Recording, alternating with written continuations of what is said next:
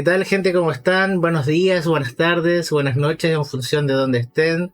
Esto es una sesión más de Derecho a la Verdad. En este caso estamos en una entrevista posesión con nuestra amiga Verónica Garrido. ¿Cómo estás? Hola Albert, bien, aquí estamos. Qué bueno. Bien, hoy día estamos reunidos para poder conversar acerca de tu experiencia que tuviste en el Congreso y otros temas atingentes a los temas que nos convocan, ¿no es cierto? Claro, Primera pregunta y principal.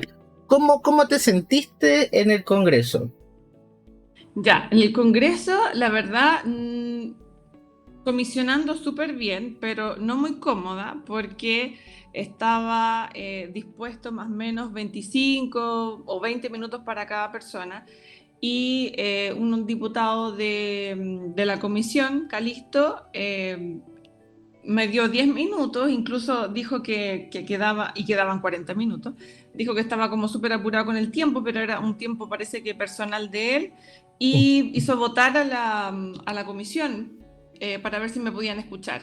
Y la comisión dijo que sí, y al final pude hablar 20 minutos creo, no fueron más de eso, pero de todas maneras tuve que resumir. Yo creo que de muy buena forma, porque logré exponer igual todo lo que quería, pero quizás no di detalles así como los agradecimientos o como cosas muy específicas de ciertas acusaciones que yo hice, pero sí logré exponer, pero el tema del tiempo fue muy acotado. Siento que ahí me sentí con mucha presión de resumir y eso obviamente no me hizo sentir muy cómoda. Después me sentí como cuando después lo vi y ahí me sentí un poquito más tranquila porque dije, ya, a pesar de todo, logré hacer un buen resumen. Pero en el minuto me sentía un poquito presionada por el tema del tiempo.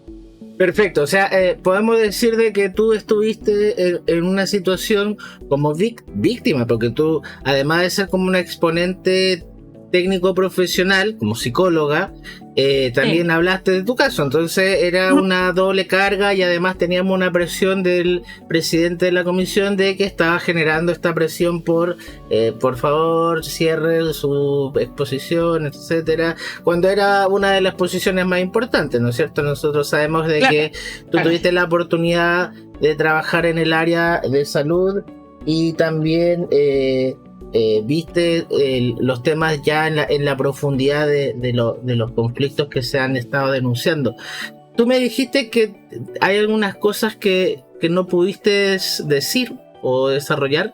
Tú sabes que este es un lugar libre, amplio, y no sé si te gustaría comentar algo, decir algo. Tú sabes que aquí en la entrevista se van dando las cosas de manera espontánea y obviamente si te quedaste con algo guardado, este es el momento de empezar a decirlo. A ver, sí. Ya, una de las cosas con las que me quedé guardada y un poco atorada era que cuando yo expuse la situación mía de violencia de parte de un comisario de la ACEPOL, que es el padre de mi hijo, cuando yo fui a la ACEPOL a dar cuenta de hechos de violencia, la ACEPOL me responde de que, de forma muy, muy indiferente, de que si la fiscalía no les informa a la PDI de estos hechos, ellos no se enteran. Entonces yo le dije, o sea, cualquier PDI puede cometer delitos de violencia intrafamiliar, que están en proceso. Disculpa, tú hiciste la denuncia en la fiscalía directamente. Hice la denuncia en la Y fiscalía y ellos no informaron a la PDI. Eso es el contexto. informaron, también la hice en el Asuntos Internos, en Ya. el Departamento Quinto y todo, y también directamente en la ACEPOL y me entrevistó el jefe de la ACEPOL. Y después yo le comenté que incluso había que hubo un juicio por lesiones leves y también actualmente una denuncia por violencia psicológica y verbal desde el mes de marzo. Ya. Eh, Más lento. Cuando tú hablas de lesiones leves, tú señalas que fuiste víctima de una agresión. yo fui víctima de una agresión de Fui- golpes de parte de este funcionario, sí. Ya. Fui de golpes al comienzo de nuestra relación. Y Llevé eso los fue denunciado todo como corresponde. Sí, y él tuvo una medida de alejamiento y una sugerencia de la jueza de que él, como funcionario público, debe controlar sus impulsos. Entonces le sugirió, a través de su abogado en ese minuto, de que se hiciera una terapia de control de impulso. Eh, Todo eso, yo pensé en mi ignorancia y Que lo iban también a echar, una cosa así, ¿o no? que por lo menos iban a informar a la PDI que él estaba en un juicio o que estuvo en un juicio de determinada, o sea, para mí de una gravedad absoluta. Sí. Y el jefe de la CEPOL me dice, no, me dice la fiscalía no tiene ningún como deber de informarnos de este tipo de situaciones.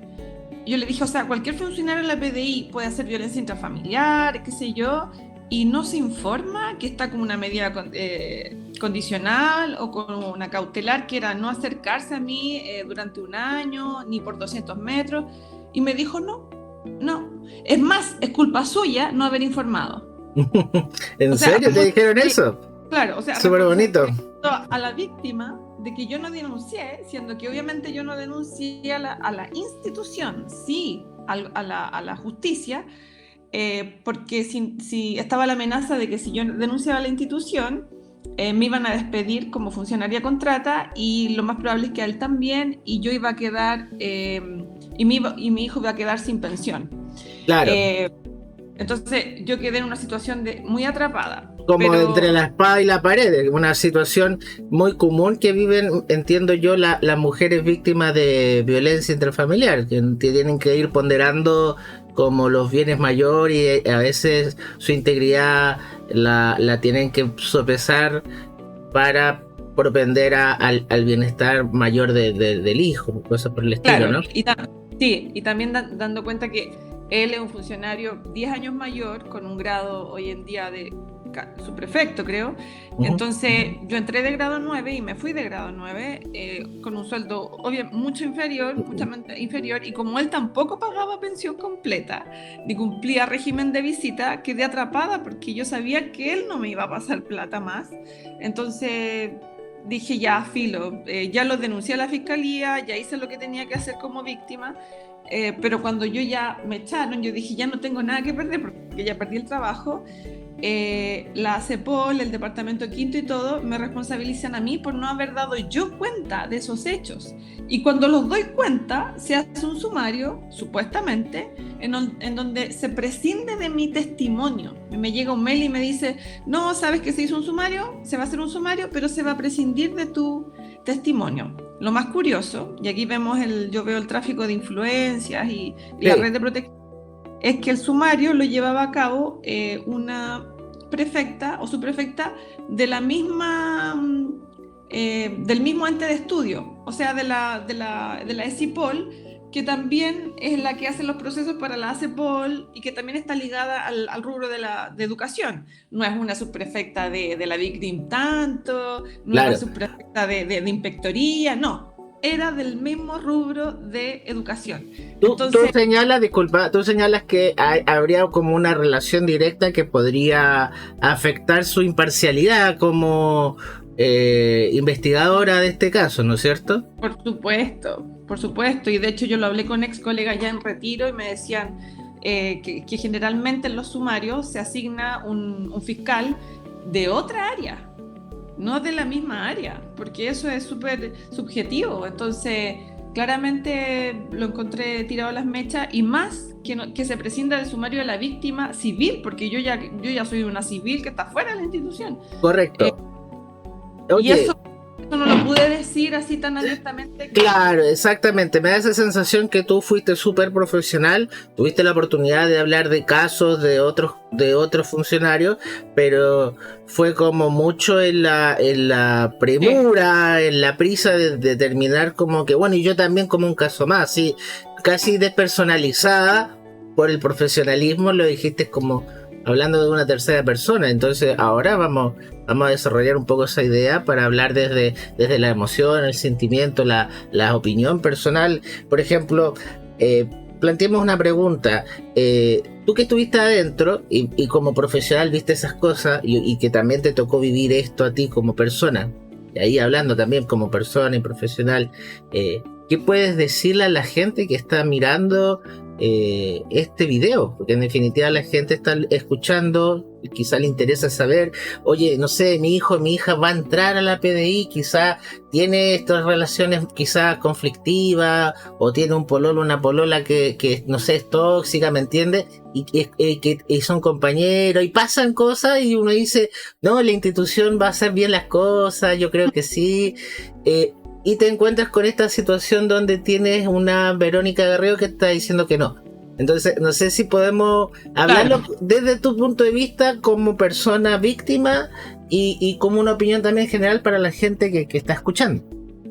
O sea, ahora yo, bueno, como víctima siento que hice lo que tenía que hacer. O sea, yo como profesional dije, o sea, los golpes, eso ya pasamos a otra... Fui a la contratación de lesiones que toda persona, ojalá yo llamo a todas las mujeres que han sido golpeadas a ir a denunciar, primero ir a Carabineros, la contratación de lesiones y todo eso.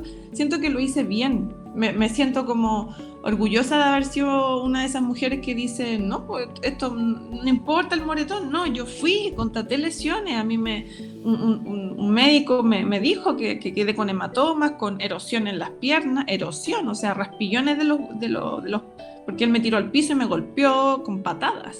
O sea, yo solamente protegí mi cabeza porque sé que es lo más importante, pero yo fui golpeada en el suelo por un oficial de la PDI y ahorcada en la pared. Yo como igual tengo un poco de ejercicio y fuerza, logré como zafarme y llamar a otro colega desde el baño de mi casa que me pudo ir a rescatar y a llevar al CESFAM de Peñalolén. Y él, obviamente el funcionario en estado etílico, se arrancó. Ahora, ese es un punto. Lo que a mí me gustaría transmitir a las chicas o hombres, porque también esto ha pasado, digamos, hombres también han sido golpeados, que yo me voy recién desayunando, que la fiscalía no informa a la PDI de este tipo de hechos. Porque al parecer no fue así. Es lo que me comunica un jefe de la Academia de Estudios Superiores. Me informa que a ellos no se les nada. De hecho, yo estoy con una querella de maltrato habitual a través de la abogada del Centro de la Mujer de Ñuñoa y parece que la PDI no se da por enterado de esta situación porque la fiscalía no les informa. Entiendo. Entonces, lo que yo doy como por conclusión es que cualquier funcionario de la PDI puede hacer lo que se le dé la gana en términos de delito, porque la violencia es un delito, pero si esto no es informado de la Fiscalía a la PDI no se entera y el funcionario sigue con una carrera intachable. ¿Cuál fue la otra respuesta que me dieron? Para que las chicas o chicos sepan de la comunidad, es que si él no es condenado, que es que como otra cosa, ahí sí que se puede hacer algo, pero me parece que durante un proceso investigativo en donde hay pruebas tan tangibles como una contratación de lesiones, en el caso de la violencia psicológica y verbal, informes, pericias que se me han hecho y todo, ya se debería suspender al funcionario por la investigación. Durante el proceso investigativo. Claro, algún apremio, alguna cosa como una acción administrativa. Claro, una acción administrativa por lo menos, pero no se hace absolutamente nada y es más, la víctima, que en este caso soy yo y fueron muchas otras también, nosotras tenemos que ir con la revictimización a decir, hoy no, estoy haciendo esto en fiscalía. Claro, a mí me pegaron, yo hice una denuncia, oiga, vengo a dar la cara porque el sistema no lo está haciendo por mí, una cosa así. Exacto, y más encima no somos escuchados porque de todas maneras en este caso a mí se prescindió de mi declaración y el jefe de la ACEPOL que lo individualizo me dice, bueno, tú no diste cuenta. Yo le digo, no di cuenta por miedo, yo recibía un sueldo en ese tiempo muy inferior al de él, manteniendo una casa con gran esfuerzo para mi hijo. Correcto. Entonces, obviamente, la estabilidad económica... Claro. Era lo que habíamos hablado hace un rato atrás, que tú tuviste que ponderar tu estabilidad laboral, perjudicando quizás tu integridad biopsicosocial, por decirlo de alguna forma. Tuviste que poner eso en la balanza y lamentablemente sacrificar, cosa que creo que no está bien, ¿no? Lo correcto sería que las instituciones públicas funcionen y den protección y que estos sacrificios, entiendo yo, que hacen las personas víctimas, hombres, mujeres o como se identifiquen, Sí. no deban hacer estos balances, creo yo. ¿Cómo lo ves tú desde tu punto de vista personal o profesional? Porque nosotros, tú sabes que esto está en el contexto de una comisión especial investigadora y la idea es que esto vayamos proponiendo cosas que puedan ayudar a las personas que en el futuro pasen esto, puedan estar en una mejor situación y que obviamente las personas que han sido víctimas, afectadas, puedan recibir reparación. Entonces, ¿qué piensas tú? ¿Qué crees que se pueda mejorar o que se pueda implementar? Que el funcionario que acusa una situación de, ya sea de violencia, de irregularidad administrativa u otro tipo de situación irregular, por lo menos se investigue, ya sea de forma profunda o de forma parcial, estos hechos, y mientras tanto a la persona acusada se le deje por lo menos con el beneficio de la duda, pero sí en una situación, o sea, investigándolo, no así como ya, mira, como libre. Claro, porque aquí hubieron hechos que están en papel, o sea, Sí, claro. en papel, y no se ha hecho nada, no se hizo nada. Entonces, sí, ya me parece es raro. Es muy raro. Es lo que dices tú, ¿no es cierto? Que pareciera que hubiera una especie de tráfico de influencia que no solamente se da, o red de protección, que es más o menos lo mismo, ¿no es cierto? Es como una perspectiva del tráfico, o sea, se hacen cosas para proteger a una persona, se habla con uno con otro, y que no es solamente en tu caso, no quiero decir que por eso sea menos importante, sino que se da un patrón con otros casos de manera similar. Por ejemplo, el caso más claro es el de Danit Saraya, que el tipo le disparó y sigue en la misma situación. Y el chico sigue trabajando. Exacto, sin ninguna premio.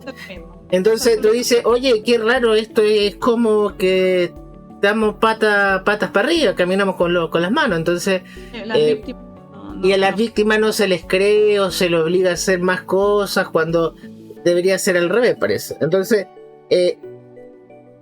hay algo que, porque insistimos, o sea, lo que tú me estás comentando es lo que en realidad se debería hacer por lo que dicen los reglamentos, esas cosas. Entonces, ¿qué se puede hacer si la institución durante todos estos años no lo ha hecho, estando los cuerpos normativos que los obliga a hacer?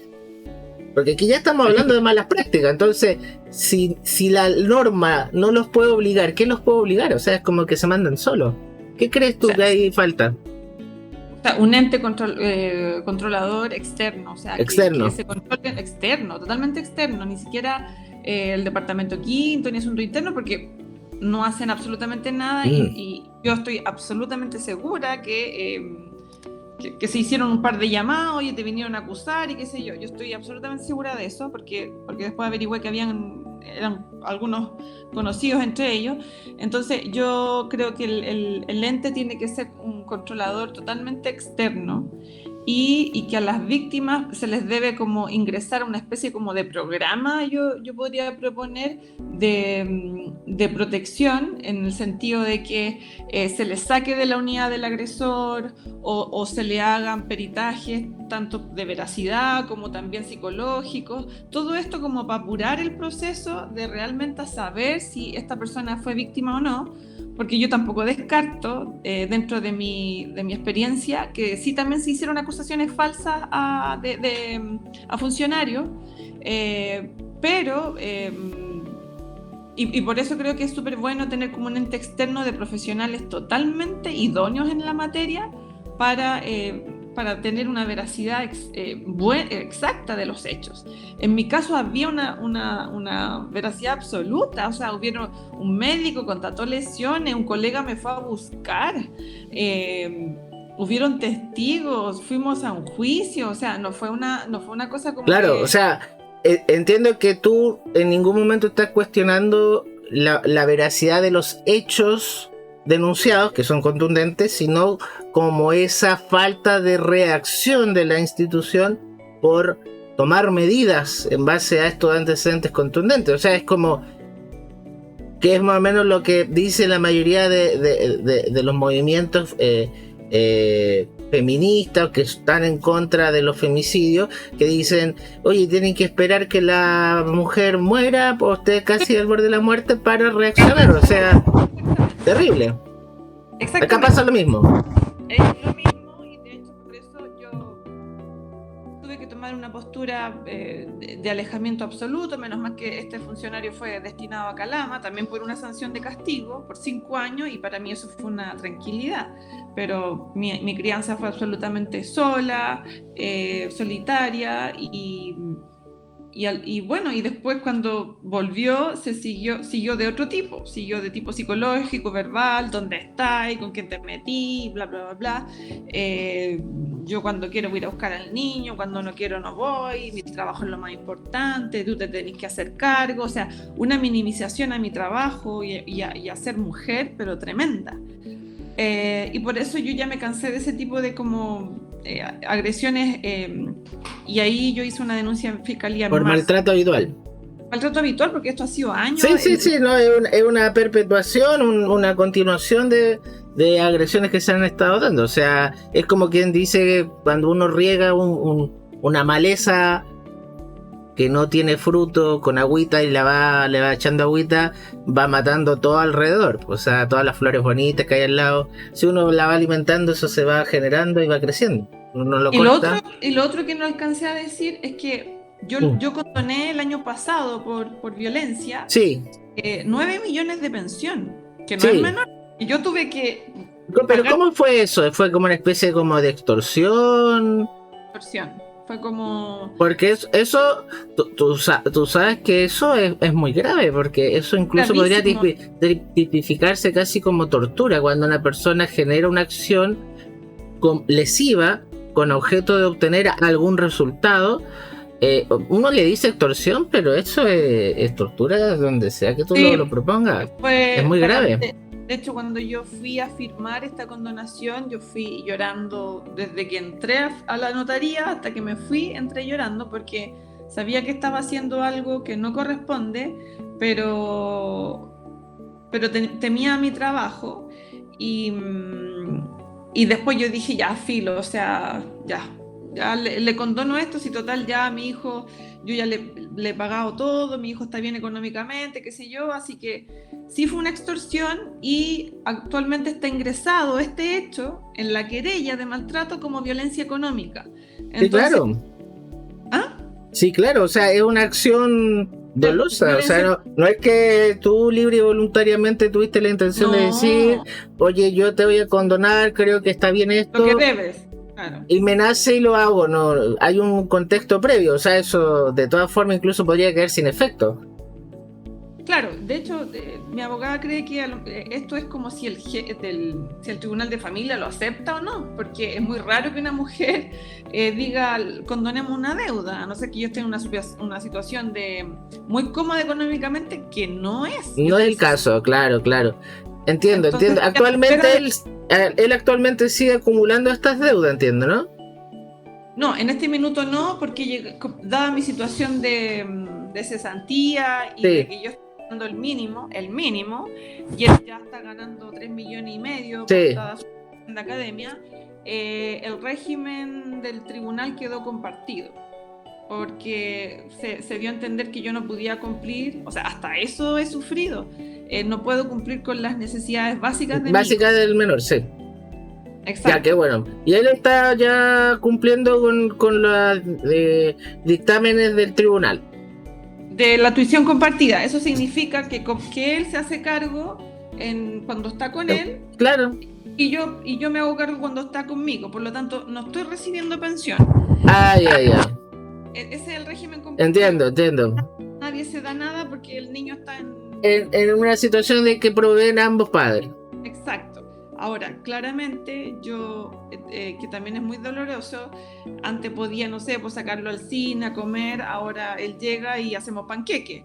Pero cuando está con él, pucha, no sé, pues mamá, fui a Fantasilandia, fuimos a comer comida peruana, fuimos a la no sé dónde. Entonces, yo cada vez me voy sintiendo como más disminuida. Después de que di todo, 12 años por mi hijo, maternidad sola y todo, siento que mi hijo está siendo comprado económicamente por alguien que nunca lo crió, nunca lo vio, pero no es una situación que yo pueda manejar, claro. Porque esto lo hizo un tribunal en Claro, base claro. al ¿cómo se dice? Beneficio mayor del menor. Exacto, o sea, todo se basa en el bien mayor del menor. Del niño, sí. Bueno, estas cosas son importantes ponerlas porque a veces no solamente hablamos de casos de distintos funcionarios PDI por salud mental, sino también hablamos de víctimas que están sufriendo, que están pasando por un mal momento y que expusieron, se tuvieron que revictimizar, y que el mensaje que queda para la gente es que es muy difícil ser una persona que es víctima. Uno no elige ser víctima.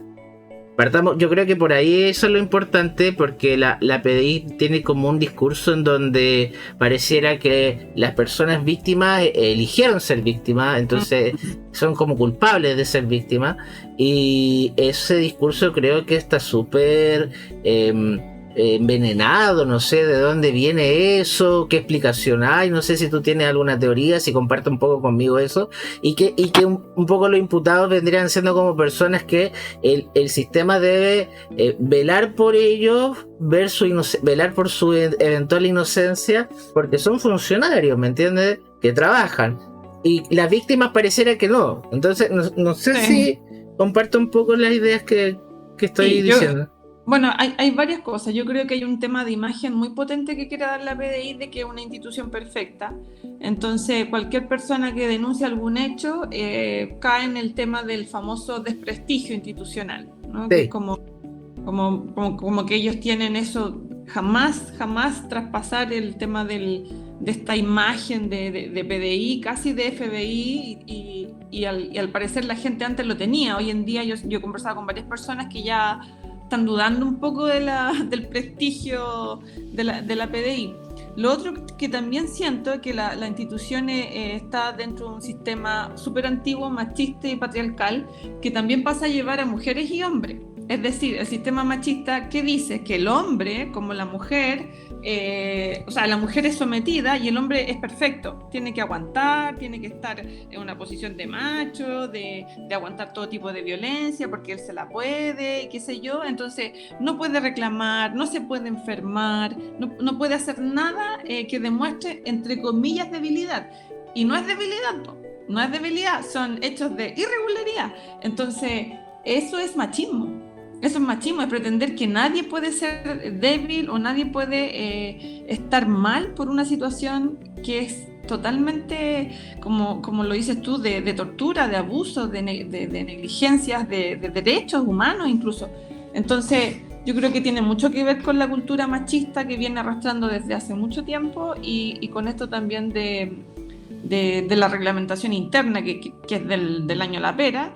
Y con esto también de que hay mucho desconocimiento técnico, mucho desconocimiento y profesional sobre lo que es la violencia. Para ellos la violencia es como pegar nomás, y la violencia es vicaria, es institucional, la violencia es incluso comunitaria, porque al parecer está ligada con fiscalía, con otros entes, porque muchos funcionarios han hecho tutelas y no pasa nada. Sí, entonces, cuando se habla de red de tráfico, hablamos de que sobrepasan las fronteras de la misma institución. Claro, es como violencia sistémica. Sistémica, sí. En general. Entonces, yo creo que hay un desconocimiento completo sobre este tipo de temáticas que sí yo como profesional las sé, las manejo, pero también he sido víctima de ellas porque luchando contra eso tampoco he visto resultados. Yo hace 4 años vengo tratando de hablar con el extrasistema, con derechos humanos, con contraloría, diputados, y jamás se me escuchó. Bueno, hablemos un poco de eso, porque es importante también para contextualizar otros casos de la comisión. El tema de en los casos de las mujeres agredidas o afectadas, y las instituciones alrededor del Estado. Tú sabes que, no sé si tú te acuerdas que hubo una sesión en la que participó la ministra de la Mujer y Equidad de Género, y se le preguntó como que qué iba a hacer usted, como o qué hizo, o qué ha hecho, y como que no reaccionaba, o no había que decir, como que a mí me dejó te doy mi opinión personal y me gustaría escuchar la tuya, me dio como la sensación como muy parecida a la que tú me estás diciendo, como estos códigos arcaicos, como diciendo, no, pues si las mujeres detectives como que son detectives, como que no son mujeres, entonces son Sí, po, como que son son guerreras y claro, son como amazónicas. No sé si comparto un poco esa idea porque prácticamente no dijo nada, siendo que es un ministerio que tiene una facultad rectora, tiene la autoridad de hacer políticas públicas respecto de la protección de las mujeres. También estuvo hablando la ministra Toá, hablando de que y la PDI, que los reglamentos y todo eso, y tú actualmente estás diciendo que no ha funcionado nada, o sea, todo eso está en el papel y no ha sí. funcionado. Entonces, comentemos un poco lo que, por ejemplo, decía la ministra de la Mujer y Equidad de Género, porque creo que ahí ella quedó con el poncho muy grande Sí. y creo que quedó ahí como en deuda, un poco con todas las mujeres afectadas de la PDI, que no son pocas, porque también hay una cifra negra, porque tú hablaste, y entiendo que eso es una acción que es difícil. Y también tú comentaste en algún momento que también guardaste silencio en algún momento, o fuiste obligada, por ejemplo, a condonar. Y entonces te das cuenta de que la cifra negra de personas que no hablan debe ser muy alta. Entonces, ¿qué podemos decir de esto? O sea, flaca, eres ministra, haz algo, o no sé, ¿qué piensas tú? Como para decir ahí al respecto. Yo siento que la ministra no tenía idea de nada, no tenía idea de que las mujeres PDI, ya sea de cualquier escalafón, presentan violencia, como tú decías, como porque ellas tienen una especie como de saber defenderse, como una investidura de que la mujer PDI sabe cómo defenderse, entonces sabe a qué ente recurrir, a qué ente no, pero no se le ve como persona, sino como un PDI, que es súper distinto. Entonces, yo creo que no tenía idea de la gravedad de los casos y tampoco de lo que es ser mujer en un sistema machista, en donde claramente la razón y obviamente el alto mando y la razón y todos los jefes son hombres, entonces van a ejercer desde esa mirada. Ella no propuso nada, yo siento que no tenía idea de ningún caso, en profundidad, a lo mejor en lo superficial sí, pero yo creo que ella no sabe de la magnitud de lo que es la violencia de género en las instituciones de Fuerzas Armadas y policiales. Ella cree que en el fondo estas cosas no pasan porque siento que se les ve a las mujeres también como machos, así como, no, pues si son fuertes, y si Claro, son que fuertes, es lo que te digo yo, pues esto es como códigos barbáricos, que es como claro, tipo de clanes, todos rudos y que todos nos arreglamos los golpes y es normal.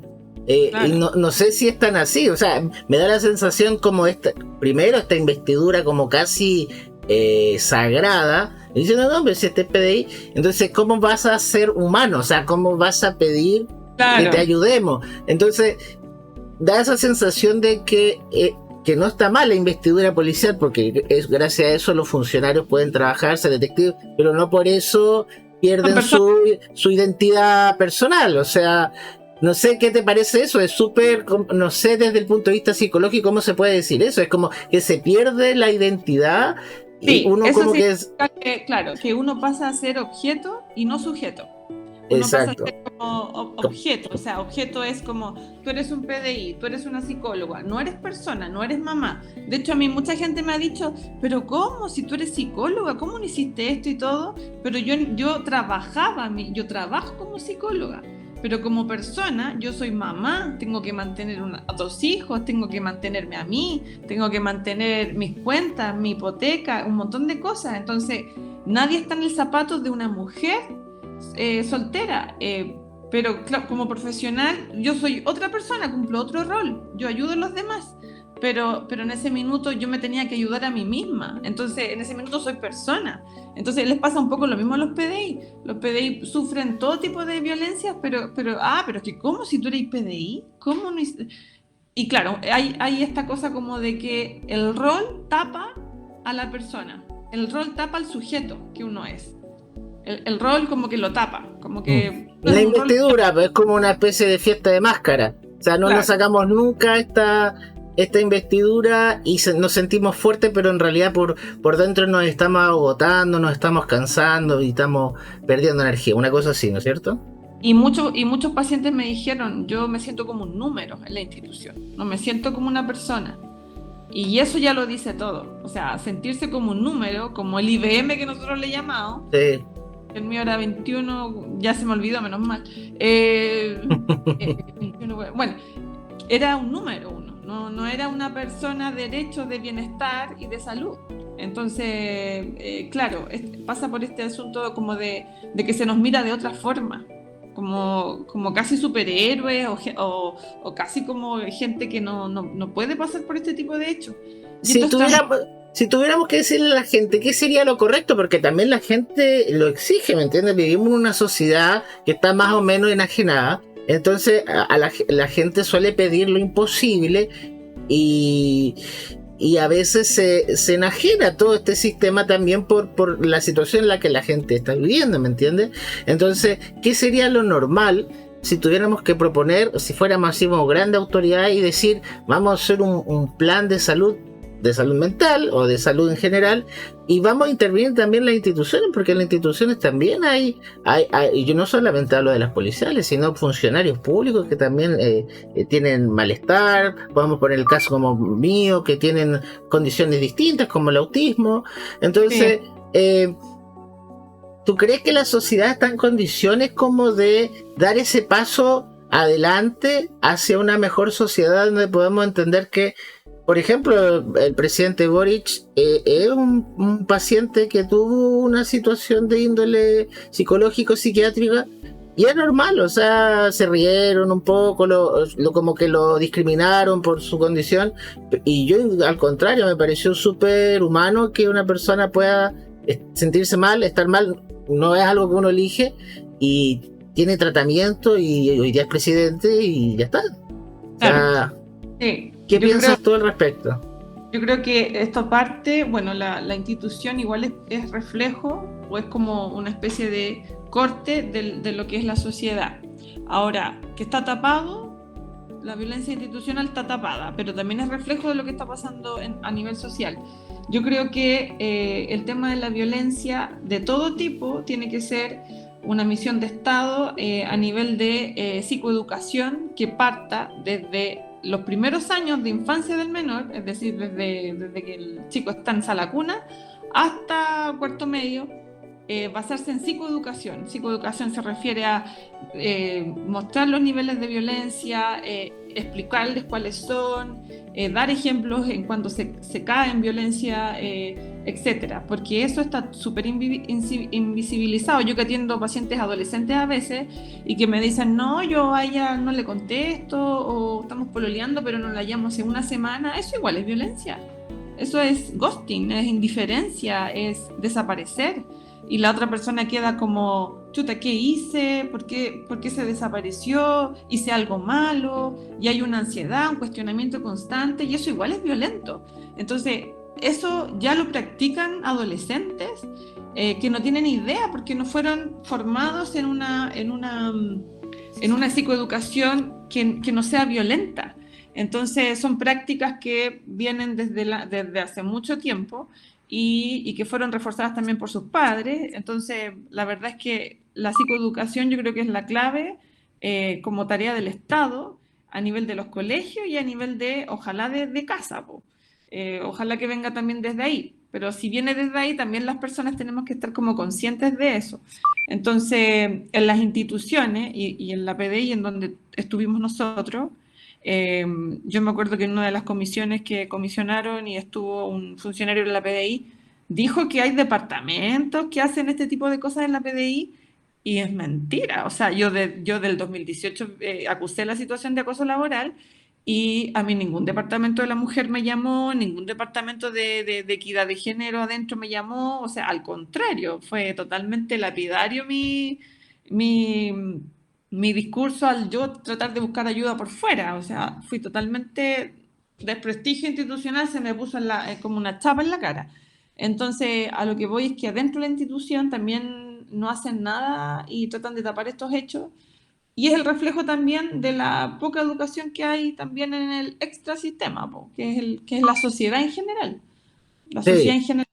Entonces entendemos que hay prácticas que se transmiten quizás desde lo más profundo de la sociedad y en estos contextos como de jerarquía o poder se exacerban. Ese sería Sí, como sí, se el, el, exacerba mucho. el, Que el no síntoma. puedes hablar por mí. La jerarquía también es súper fuerte y qué buen punto que mencionas. La jerarquía entre nosotros adentro jugaba un rol fundamental, o sea, no podías como rebatir algo a un jefe porque o te mandaba no sé dónde, el miedo de mandarte a Bisbiri o de sacarte del lugar donde estás trabajando, que a veces era cómodo, era mayor. Entonces, el sistema del terror adentro funciona muy bien. Funciona muy bien. El tema de cómo tratar de defenderse o contestarle a alguien de buena manera, da lo mismo. O sea, si uno opinaba distinto, sonado. Y eso es súper violento, súper complejo. Entonces, al final uno opta por, ya, bueno, agachar la cabeza. Y eso a la larga va produciendo sintomatología ansiosa depresiva, va produciendo un cansancio, una frustración. Y ahí obviamente uno va cayendo como en un ánimo depresivo y insatisfecho. Yo en los últimos años me sentí muy insatisfecha en la institución, me sentí muy, muy mal, muy, bueno, claramente con depresión, aún así trabajando, pero con medicamentos. Me sentí muy, muy disminuida, muy poco valorada y estudiaba para dar un mayor servicio, un mejor servicio a mis usuarios, que eran policías, y aún así cero valoración, cero reconocimiento. Entonces, hasta el hecho de no pasar a planta Mm. nunca, desde tantos hasta tantos años, y no solamente yo tenía había una funcionaria que tenía más años que servicio que yo y que tampoco estaba en planta. O sea, yo decía, si ya no está en planta, cuánto me queda a Claro. mí? Y tan Verónica, irregular te, del Estado. Verónica, te hago una pregunta. ¿Tú crees que la PDI puede llegar a ser más... a ver, no sé cuál sería la pregunta, o sea, el planteamiento. ¿Tú crees que la PDI como institución permita o tolere o fomente, veamos qué palabra podemos usar, que sus funcionarios sean más humanos, que sean más felices, por decirlo de alguna forma, para Mm. ser mejores detectives?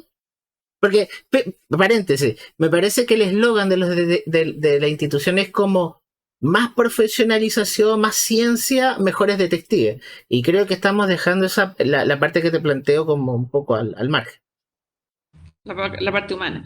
Sí, yo creo que sí, pero esto partiendo desde la base de que el funcionario de escuela, de cuando entra a tener mayor formación en esto, po, en derechos humanos, en protocolos, en qué hacer, si estás denunciando o ves algún hecho, va a haber tal equipo que te va a proteger. O sea, todo como un aparataje para que el aspirante cuando salga se sienta totalmente persona y protegido ante alguna situación que viva de violencia. Pero creo que esto podría partir como formación desde la escuela, cosa que no es. Cuando yo hice clase, porque también fui docente de la escuela, 5 años, no habían ramos de derechos humanos. De hecho, lo más cercano que había era lo que yo hacía, que era psicología general, psicología del desarrollo, en donde ahí uno le explicaba el desarrollo de una persona, las posibles patologías que podía tener de acuerdo a las edades y los trastornos más frecuentes, pero a nivel de general, no de los funcionarios, porque esas obviamente son estadísticas que no se nos permitían dar. Entonces, ¿Tú ¿Mm? crees que a ver, yo creo que yo por mi condición tengo problemas de habilidades sociales. Me ha costado entender lo que significan las habilidades sociales y creo que es importante que no solamente la gente que tiene esta condición de espectro